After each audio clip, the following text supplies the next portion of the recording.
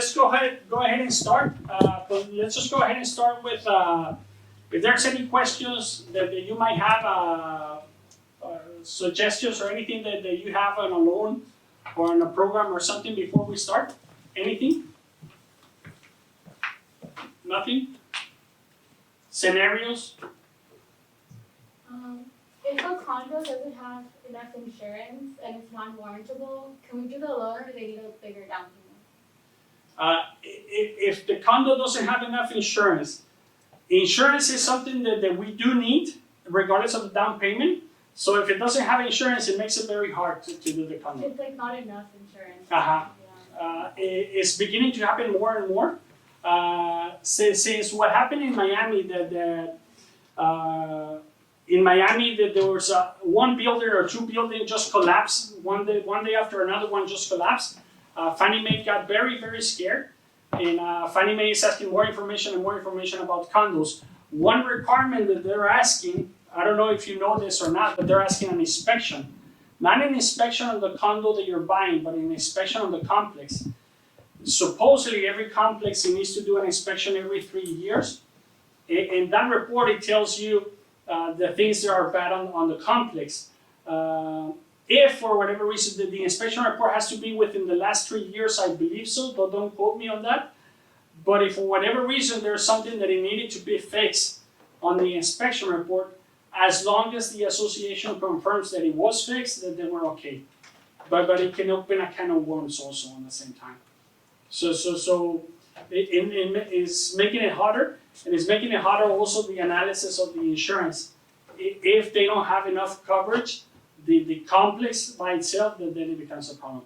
If it's a standalone complex, if it's a standalone condo unit, then you can cover it with your own insurance, but only if it's a standalone unit. Mm-hmm. Any other questions, suggestions, doubts, scenarios, or anything before we start? So let's just go ahead and start. We're going to talk about non-QM and especially what they call the alternative doc. Mm-hmm. So this is one investor, which is Deep Haven, and on Deep Haven, if you see on the top, it tells you that this is for primary residence, second home, and investment, and then it has two columns here. Two columns that are divided by two also, but it says full doc and alternative doc. Now, full doc is full doc with taxes, insurance with taxes and W-2s and all of that, and it has purchase, rate and term, and cash out. And then it has alternative doc. And what is alternative doc? Alternative doc is 12 or 24 months of personal or business bank statements, 1099, we're going to talk about it, and a profit and loss statement. On a profit and loss statement, it's basically an accountant giving you a profit and loss. An accountant giving you a profit and loss. Now, profit and loss, the maximum is 80% on purchases and 70% on refinances. So now we're going to make a profit and loss program. A profit and loss program is just by itself a profit and loss. So I go to my accountant is licensed and everything, and I get a profit and loss from him. The profit and loss, it has to be seconded by two business bank statements. Now, if the profit and loss is saying that I gross an amount of, let's just say, $300,000, and $300,000, that was my gross profit, then more or less, it means that I'm depositing $25,000 a month. So if I provide two business bank statements, and on the business bank statements, the last two, the deposits are $7,000 and $7,000, then it doesn't make sense that I'm providing a profit and loss for $300,000 and a bank statement with $7,000 deposits. So at least it has to make sense that the bank statements match the profit and loss, the gross income. Mm-hmm.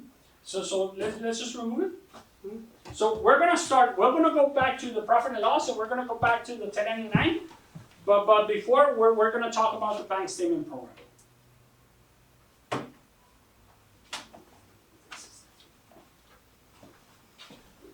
So to calculate the bank statements,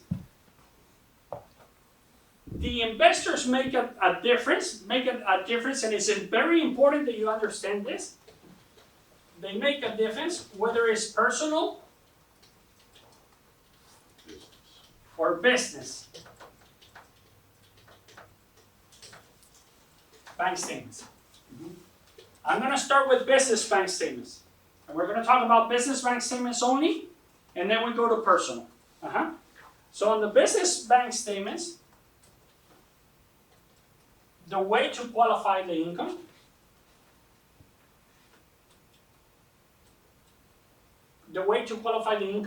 there's 3 ways to qualify the income. There's a lot of people that tell me, hey, this guy deposits $14,000 a month and $14,000 a month and $14,000 a month. Yeah, but he's managing a business. So if he's managing a business, you cannot take the $14,000 as their income. You have to take a percentage of expenses. The first method to calculate the income is if you take 50% of all the deposits. So if it's depositing, and if the average is $14,000, then their income of the client is $7,000. Now I can tell you right now, the $7,000, it makes it very hard to qualify for a house here in the valley. But that is the case. A lot of people get confused and they say, well, no, I mean, because they tell me that the whole total is $14,000, so $14,000 is the income. No, you take an expense, and the easiest one is 50%. The easiest one. Now, let's just pretend that you're very close. You're very close, and the client says, my business runs on 30% expense. 70% of my expense, 70% is my income. So don't take 50%. So let's just say that the average of the deposits,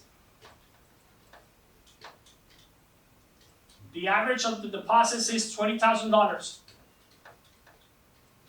So 50% is $10,000. But the client says, no, hold on a second. I mean, I run a business and my expense is 30%. So if you get me the second method, is if you get me a letter from the accountant, from the CPA, and the letter from the accountant, from the CPA, it tells me that you run on a 30% expense, then I take the 30% expense, and your income is 70%. 70% of $20,000 is this amount. No P&L, just to... No P&L, just that. Now, if you're gonna do that, you have to use common sense. The letter has to be beautiful letter. It has to be a Maria letter. And it has to be by a CPA, by a tax licensed person. It has to be not an accountant that just did a copy on a letterhead, and the letterhead shows like it's a copy of a copy of a copy. Don't do that. Not a Pacoima letter. Not a Pacoima letter. Sorry about Pacoima, but not a Pacoima letter. Has to be good. What cases applies this on the case that you're talking about, the 70%? It applies to any case. What kind of business? It applies to any business. It applies to any business as long as your accountant and you specify that the expense ratio to run that business is 30%. Okay, but the rule basically is 50%. No, there's 3 methods. Now, if you want to use the easiest method, it's 50%. Boom, 50%, we take the deposits. Okay, but you can prove and it has to make sense for the 70%. That is correct. Got it, thank you. Now, if you don't want to use the 50% right off the bat, for example, I analyzed deposits from a file from a loan officer, and the deposits were about $50,000. I don't care. $50,000, 50% is 25. I'll go with that. I don't even go into the second option. Make sense? The third option, and I believe it's better, the third option than the second option, than the expense letter, because the expense letter is going to get scrutinized. I mean, it is in the guideline, it is there, but it's going to get scrutinized.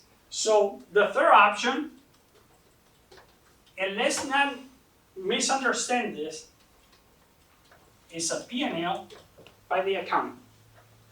A P&L by the accountant.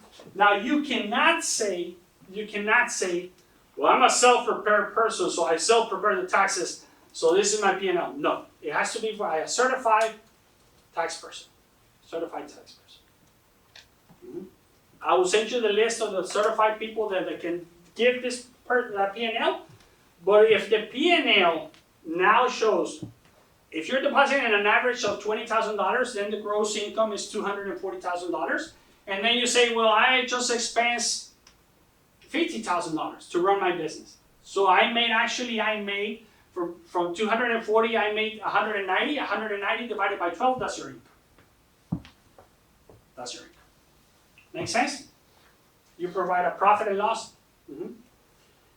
The profit and loss has to make sense with the bank statements. Don't mistake the profit and loss with a program of profit and loss. There's two separate things. So there's a program that tells you, don't give me 12-month bank statements, don't give me 24-month bank statements, just give me a profit and loss. Now that profit and loss is going to be scrutinized. And it lowers your LTV also. You saw it on the first screen. And it's just a profit and loss with 2 bank statements. Just a profit and loss with 2 bank statements.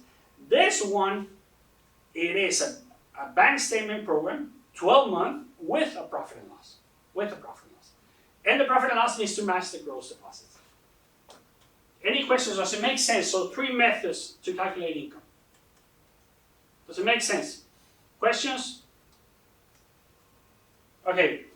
Oscar, one question.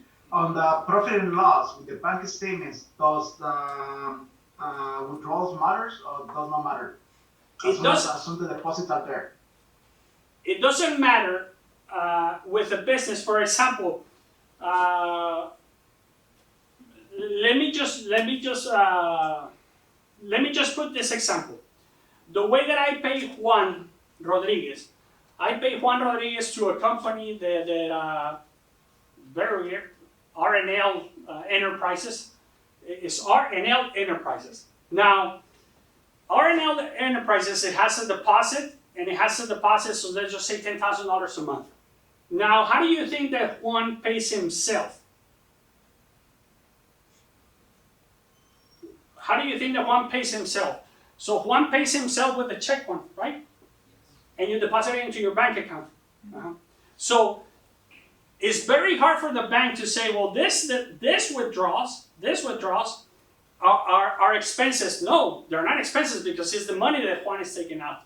So because of that fact only, then they don't question that much the withdrawals. They only see at the deposits. With one exception, I'm going to talk about the exception in a minute. But that's how they don't. If there's checks and the bank is going to say, well, there's clients one that say, well, I have $30,000 on deposit, dude, but I withdraw the $30,000 and I end up with $1,000. So my beginning balance and my ending balance is $1,000 because I always deposit 30, I withdraw 30, and I end up with $1,000. Is that a problem? No, because in a way you can be withdrawing those $30,000 to your personal bank account. If you're withdrawing those $30,000 to your bank account, then that was your income. That was your income. Make sense or not? Okay. Other questions? Now, Oscar. Yeah, on the example number 2, do you also need a profit and loss? No. The one that is, no? No, just the expense letter. The expense letter, okay, so profit and loss just on number 1 and number 3. But the number 3 is from the certified tax accountant, right? That is correct. Okay. Thank Now, on this one, in the past, there was this guideline. They already removed this guideline. But in the past, there was this guideline. And it will get scrutinized if you try to be sneaky also. In the past, if you were using the 50% expense ratio, in the past, on all three programs, they're going to ask you a letter that is called, give me 1 second. I forgot what it's called. But let's just pretend that they're going to ask you a letter for the nature of the business. So what is the nature of the business? And the nature of the business, if you're a real estate agent, do they have too many expenses? No. You can go by with not too many expenses. Business expenses, 50% is fine. But if you're a restaurant runs with a lot of expenses. So if you're going to do 50% by itself, you need to explain that restaurant, how does it work and how does it have a 50% expense. If you're in retail, you buy and you sell, the profits are minimum. You can sell a lot, but the profits are minimum. So you're going to have to explain that, well, in this case, let's just say I bring materials from Peru and they cost me $3 and I sell them for 10. So my expense is not too much compared to the profit. But you have to explain it like that. It's just common sense. So if you're dealing with someone in the business, what is the nature of your business? You're going to write that letter, you're going to write employees, you're going to write expenses, you're going to write everything. Try to write it to make it seem like the guy is making 50% of the profit. If you get fancy, because there's clients that you're going to get too fancy and they're going to say, well, my business, I run with 20 employees and blah, blah, blah, blah. Well, then you have a lot of expenses. Don't get too fancy. Don't get too fancy. If you're a construction company, say, well, I run my company with just 2 employees. Check on the bank statements, check the withdrawals, check the payrolls. Those are the things. Common sense, you have to use a lot of common sense. When I deal with Gonzalo gets very frustrated because Gonzalo tells me, well, give me an example, and show me how to calculate income. Gonzalo, it has to be common sense. As long as you use common sense, you're going to be fine. Make sense? Okay. The business, you have to be owner of the business. At least you have to be owner, 25% owner. Now, if you're the 25% owner and you provide a profit and loss, then only 25% ownership is your income. Then 25% ownership is your income. So if for whatever reason Fernanda and I are in the business, then 50% is the income of Fernanda and 50% is my income. Now, how do I prove that? With a CPA letter. The CPA letter or the declaration of the taxes or something like that. The other thing is non-sufficient funds. Non-sufficient funds, the guideline doesn't specify how many non-sufficient funds, but there has to be a great explanation if you have non-sufficient funds to the bank statements. So the same thing happens with the client. If he doesn't give you a good explanation for the non-sufficient funds, and trust me, the non-sufficient funds is that punk rocker that is walking into your door. That's the way that the investor is going to see it. Now, by itself, by default, if you have non-sufficient funds in your bank account, you're an iffy. You're an iffy. You're not straight. Do you have non-sufficient funds in your bank account? No. Fortunately not. It's choice. Yes. I'm going to investigate you. So that's what the bank is going to do. If I ask Angelo, hey, what is the problem with the non-sufficient funds? And Angelo explains it very well, you're going to be okay. But if the client is going to tell you, it's going to leave it for you to explain it, it's going to be very hard. Because how do you explain non-sufficient funds?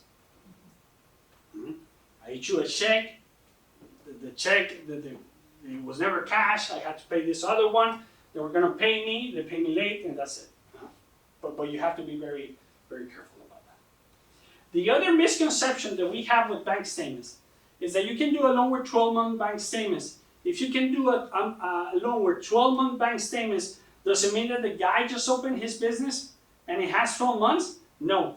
The business has to be in place for 2 years. And you have to prove that the business was in place for 2 years.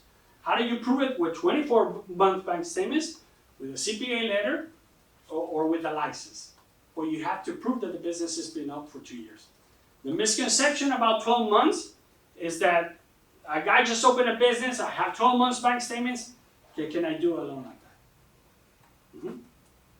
Make sense? Questions? Comments? So these are all business bank statements. Let's go to personal. On the personal bank statements, one investor already said, personal bank statements, all your deposits, I'm gonna accept your deposits as your income, divided by 12, and that's your income, on a personal bank statements.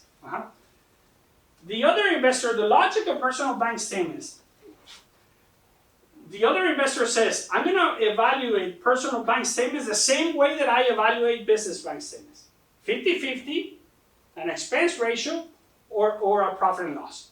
With the same way that I evaluate business, that's the way I'm going to evaluate personal. My suggestion to you is to evaluate personal bank statements the same way as business bank statements. 50% expense ratio or a profit and loss. Evaluate it the same way as you do business. The only difference with personal, and I asked Juan a question, and Juan has a corporation that is called RL Enterprises. He's 100% owner. And then, I'm assuming that Juan Rodriguez has his personal bank account. Now, I asked Juan and he told me that sometimes he writes a check to this personal bank account. Is that true? Okay. If I can prove that all the deposits into Juan Rodriguez personal bank account came from a business, then I take 100%. 100% divided by 12, and that's your income. So if Juan, every month, well, Oscar, you pay me here, but I get the money and I put it here. And every month I get the 10,000 and I put him here. And I put him here. As long as I can prove that those checks came from his company, then 100% of the deposits. No doubt about it. No doubt about it.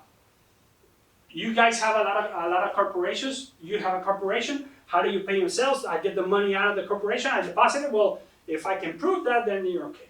If I can prove that, then you're okay. Has to be a corporation? It has to be a corporation, a business. So let's say that someone, for example, has a Schedule C and has two bank accounts, the business bank account and the personal. It cannot be transferred from the business to the personal if it's not a corporation. It can. It doesn't have to be a corporation. I'm sorry. Okay. I'm sorry. As long as you have a business bank account and you can prove that from that business bank account you're paying yourself, yes. It doesn't have to be a corporation. So DBA. DBA can work. Make sense? Now, if you don't have that, if you're, let's just say, a gardener, and you only have a personal bank account and all your deposits go to your personal bank account, then my suggestion, do the expense. Do 50%, and I have deposits from this person, from this person, from this person, from this person, then do the expense ratio. The expense, the CPA letter, or the other. But if you can prove that it came from, like most of you guys, that you have a corporation or you have a business bank statement and you transfer that deposit and you can prove, you can take 100% of the deposits. Make sense? In this same token, that we're going to talk about now,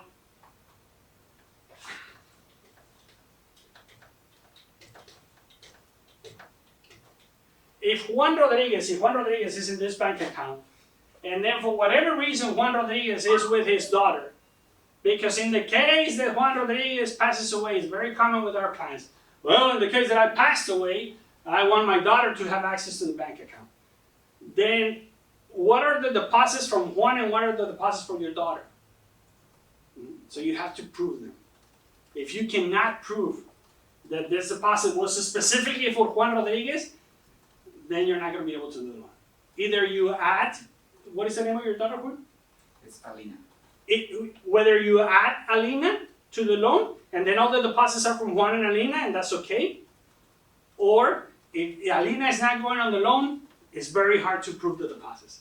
Now you can, but it's very hard. It's very hard.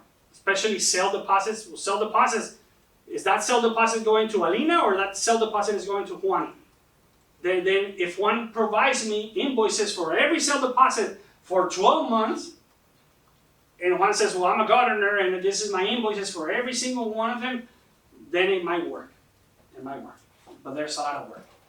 And clients don't do this legwork.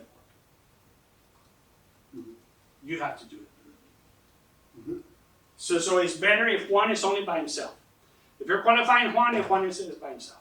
It doesn't eliminate that Juan and another person are on the bank account, Alina, but you have to prove that every deposit is for Juan. Make sense? Questions?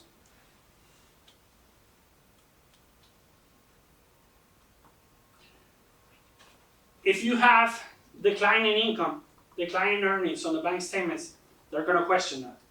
They're going to question that. You need to have a good explanation. If you have a bank statement where the bank statement deposits 30, a bank statement deposits 35, and then the last two are 10, and then 7, that's declining income. So what's going on? If it's a realtor, the income, it goes like this. The income, it goes like this. If it's a construction company, yes? No? If it's a construction company, the deposits go like this.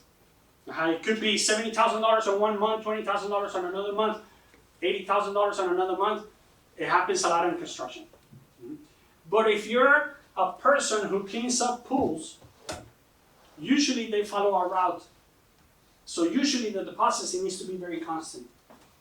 They need to be very constant.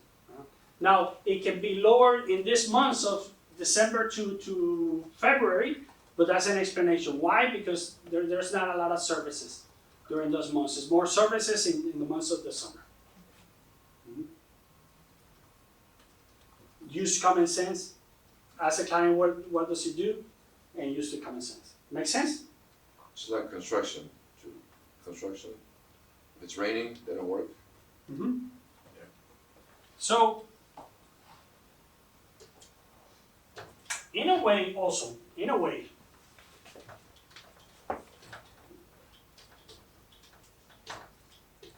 there's another document, we talk about bank statement programs. In the bank statement programs, you can use 3 methods to calculate income.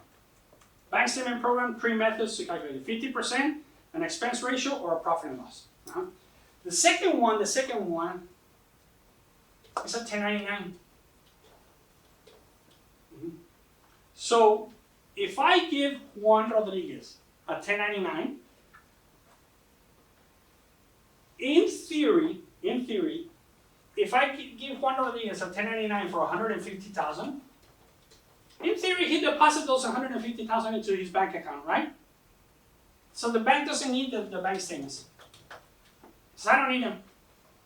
I go by the 1099, divided by 12, and that's your income. That's your income. So, if I give one, now the 1099, it will get checked back with the IRS. It has to be validated by the IRS. You need to have an income for 2 years. Do they take 100% of the 150? 100%. 100% of the 150. 100% of the 150. So you divide it by 12 and that's it. You don't need expenses, you don't need anything. One investor takes 90%, another investor takes 100%. Go with 90% because of the 2 investors. So only 1099, you don't need to prove the taxes.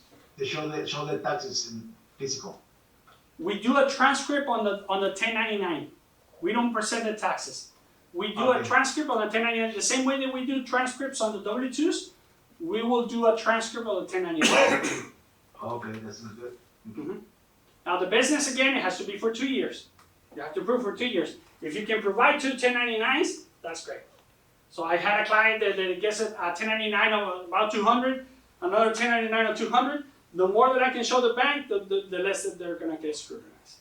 Now the 1099, if I provide a 1099 right now to Juan Rodriguez, this 1099 for 2023,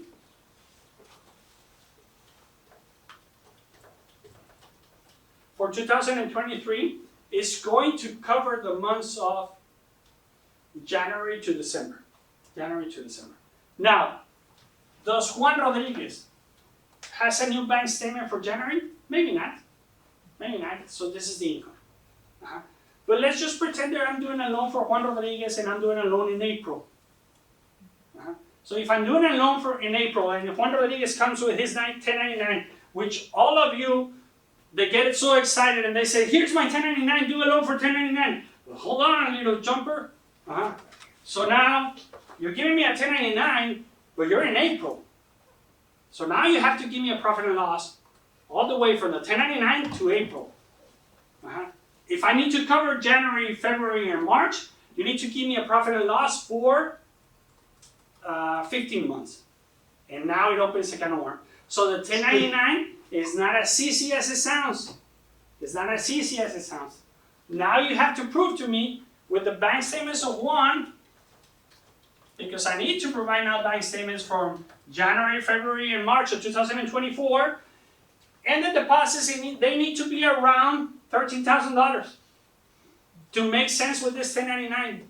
If the deposits are not in line with the 1099, then they're going to question the loan and probably they're going to deny the loan. It's only 1 year 1099, Oscar, or how many years we need to prove self-employed? You can do it with 1 or with 2.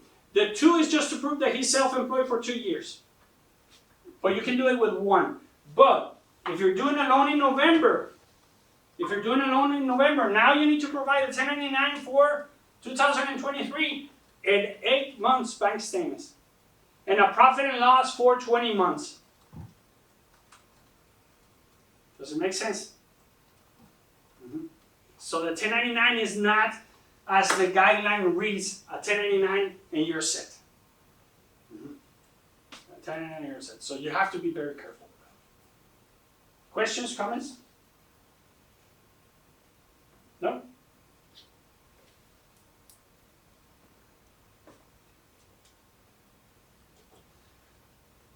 The other one is just a profit and loss. So we talk about 3, and this is where it gets confusing. We talk about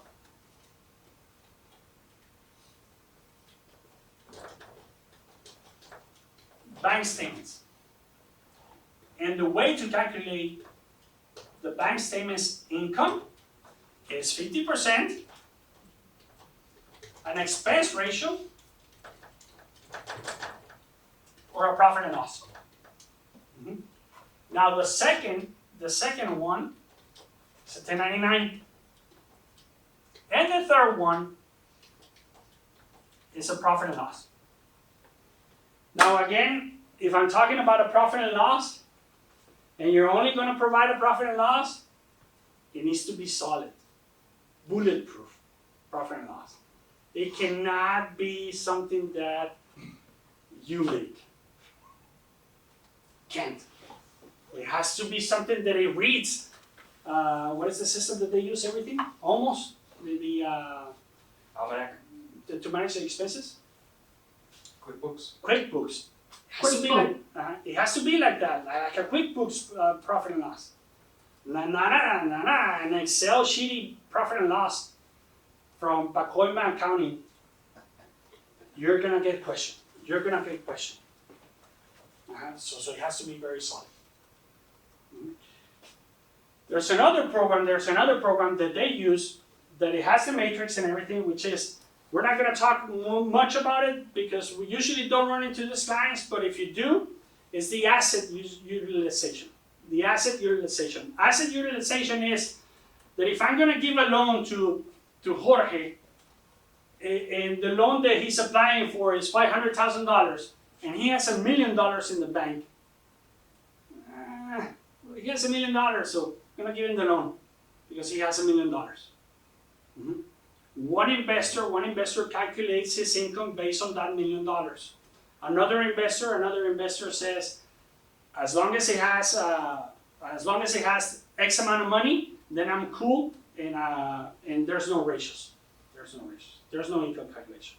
So one investor requires you to say, if I have, let me just erase this. This is the asset utilization.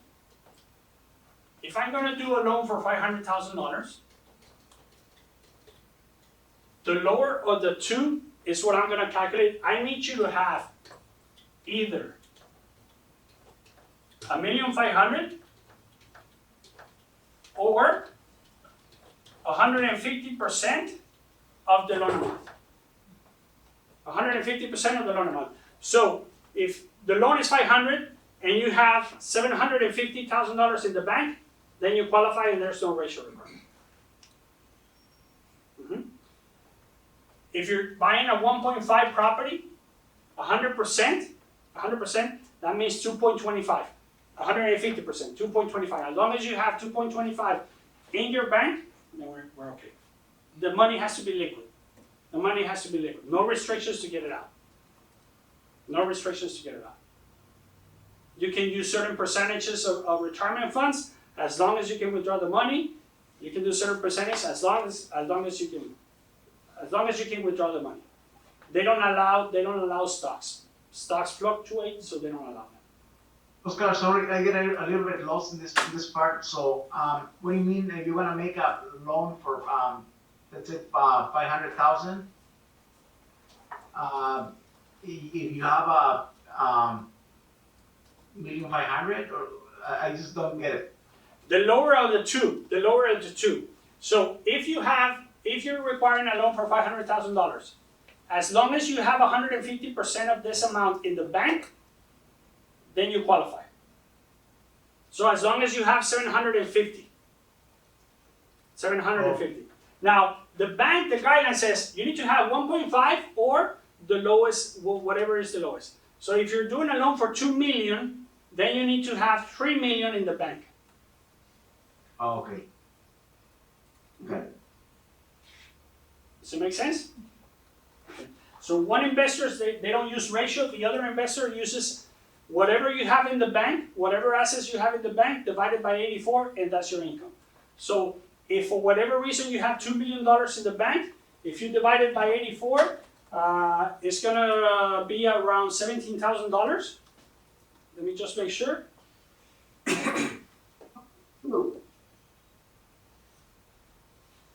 Divided by 84, $23,000, and that's your income. Can that money be on a business account? Or does it have to be on the personal account? I think it has to be on a personal account because the business runs with is money that is being used by the business. So the main thing here, don't mistake the profit and loss with the bank statement profit and loss. The bank statement profit and loss. There was an agent that called me out of the blue. The agent that you told me to call. And she says, well, I do loans also, and I have a bank statement, but they're taking 50% of the bank statements and everything. I said, well, if you give me a profit and loss that is not 50%, then I can calculate more. What are you talking about? I said, well, if you give me a profit and loss, the client only works on expenses of 30%, and I can use 70%. What about the bank statements? Well, I need the bank statements. Why do you need the bank statements? Because I need to back the profit and loss. So it's a bank statement program backed by a profit and loss. Now, if you want to do a profit and loss by itself, the profit and loss are going to require two bank statements. It has to make sense, the gross amount, but only two bank statements, and you can do a profit and loss by itself, but your LTV gets reduced.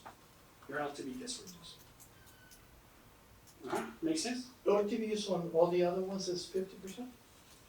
The what? Not the LTVs, I'm sorry. The ratios are 50% on all of the other programs? The 1099s, the bank statements? No. So on the bank statements, you can use 50%. But for example, on 1099, you can use 100%. No, I mean on the ratios, I'm sorry. Oh, the ratios is 50%. Yes, 50% max on all non-conforming loans. On the non-QM loans, it's 50% the ratio. So Jorge is asking the ratio about your debt and Oscar, it's also good to mention that these particular loans do take like an additional week or so for additional underwriting. So it's good for everyone to take those extra days into accounting too. Like the frustration of Gonzalo. Gonzalo says, give me an example, give me the guidelines, give me this. Well, the guideline is here, but what about this, and what about this, and what about that? There's too many variables with business, too many variables. So the same way that it has too many variables, we confront with the investor whether we have a good loan or not. Usually we as a company, we can see the bank statements, and if we're very loose on the income, then we make a decision and we can fund it ourselves. But if we're very tight, we send it to the investor just to make sure that we're doing the right calculation. So like Ademar is saying, they usually take about 7 to 10 days more to close these loans. If you're already a 40-day closer, like, so add 10 days, now you're at 50. That's your batting average. That's your batting average. So the other thing that I was going to mention, the deposits. Well, what deposits can I count and what deposits I can't? I analyzed some deposits from a bank statement, and Pulido also helped me, which Pulido helps everyone. So be thankful that we have Pulido. And mostly of these bank statements that you saw, Pulido, they were sell deposits. Now, if the guy is making sell deposits, then that's his income. Those are his deposits. What kind of deposits I cannot count? Well, there's a lot of clients that have IRS deposits. Is this income? No. So if there's no income, then we cannot take it. There's also clients that for whatever reason have refunds. And it reads refund, Citibank refund. Is that income?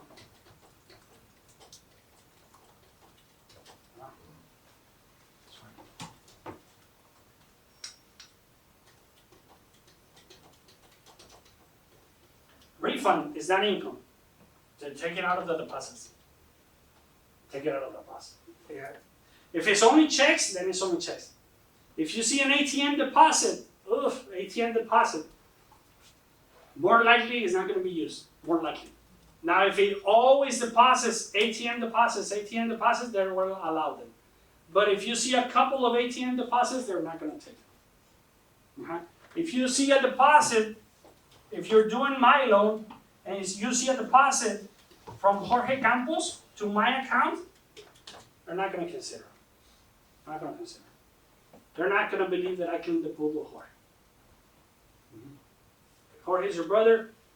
He's returning the money that he sent you. So you do have to look at the deposits. You have to be very careful and just analyze the deposits, see what deposits are concurrent every month, and which deposits are not. The ones that are not, take them out. The ones that look out of the ordinary, counter credits. Right, it is good to do the homework actually, and not just go off of the deposits, because there could be a lot of stuff like you mentioned. We tend to accept the loan and say, I can do it, and then I can fix it up with letters of explanations, and I can fix it up with invoices. But sometimes you'll be surprised that the client is going to show you an ATM deposit, and it's going to show you an ATM deposit of 100 checks. 100 checks? Now I have to expect every single one of them? So it makes it complicated sometimes. So as much information you can get from the client, as much information about his business, how many employees and his expenses, the better. If you're doing 50-50, then you're doing 50-50. Call it a day. Don't worry about it. Questions? Comments? I guess that's it. If there's no questions, don't come.